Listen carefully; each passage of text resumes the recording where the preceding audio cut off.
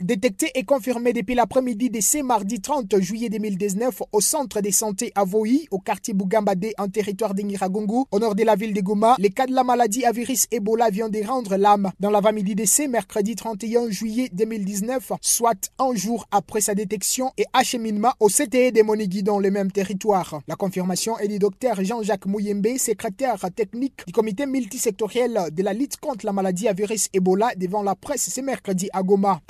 Cet expert en cette épidémie, le décès de la victime malgré sa prise en charge par les équipes de riposte se justifie par sa présentation intervenue tardivement alors que la maladie avait déjà atteint sa phase finale.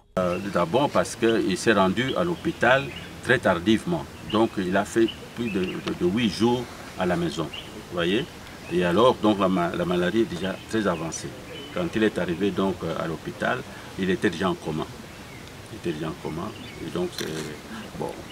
Pouvait guérir tout comme il pouvait. Après cette nouvelle expérience, le professeur Jean-Jacques Mouyembe a réitéré son appel à la population de la ville de Goma sur la collaboration avec les équipes de riposte contre la maladie à virus Ebola en dénonçant tout cas suspect ainsi que s'est présenté le plus rapidement dans les CTE une fois on remarque les symptômes de la maladie à virus Ebola.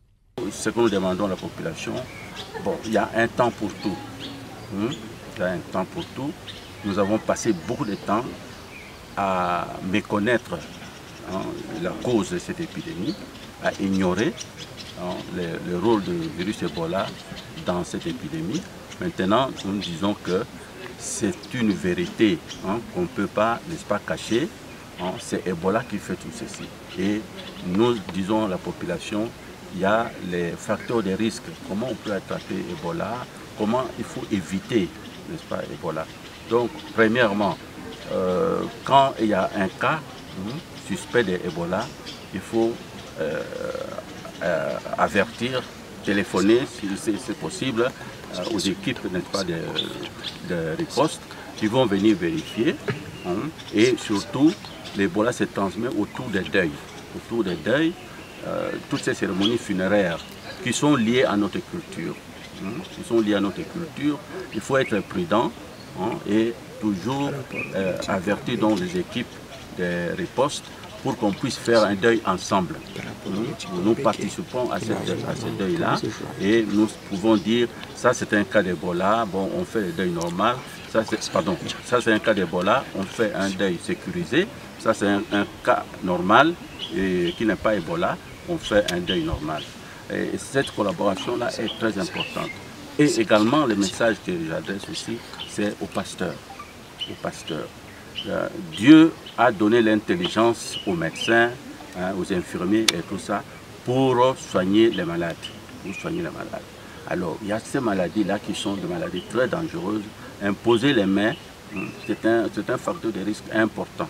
Vous voyez, nous avons perdu un grand pasteur. Si on en perd encore, vous voyez, c'est une perte pour la République, simplement une perte par ignorance. Et nous voulons détruire cette ignorance-là, dire voilà, n'imposez plus les mains sur le malade, même un malade non-Ebola pour le moment, laissez ça. Malgré ces nouveaux cas, cet expert en maladie à virus Ebola a tout en invitant les gomatraciens au respect strict des règles hygiéniques, rassurer ces derniers sur la mise en œuvre de toutes les techniques pour assurer une éradication complète et définitive de cette épidémie dans un bref délai. Notre système de surveillance s'améliore de plus en plus. C'est-à-dire qu'au fur et à mesure que nous allons avancer, vous allez voir, le nombre de cas détectés va augmenter. Et au fur et à mesure également que nous avançons, le nombre de cas va baisser parce qu'il y a des mesures que nous avons prises pour que l'épidémie ne perdure pas. Mon rôle ici, c'est vraiment de dire que dans 3 ou 4 mois, nous allons maîtriser cette épidémie et la victoire finale sera la victoire de la population du Nord Kivu et de l'Ituri. Pendant ces temps, les équipes de riposte contre la maladie à virus Ebola ont ce même mercredi procédé à la décontamination du centre de santé à Voi, où ce cas confirmé a été repéré, ainsi que la vaccination des personnes ayant été en contact avec cette victime. Pour rappel, il s'agissait d'un homme âgé d'une quarantaine d'années et père de 10 enfants, venu de la province d'Ituri depuis le 13 juillet dernier et qui a présenté ses premiers signes en date du 22 juillet dernier avant d'être finalement répertorié dans l'après-midi de ce mercredi 30 juillet 2019 par les équipes des ripostes contre la maladie à virus Ebola, les a encheminés au centre de traitement de Monigui pour une prise en charge médicale où il a tiré sa référence. Depuis Goma, je suis Eline Tsongo pour EDTV.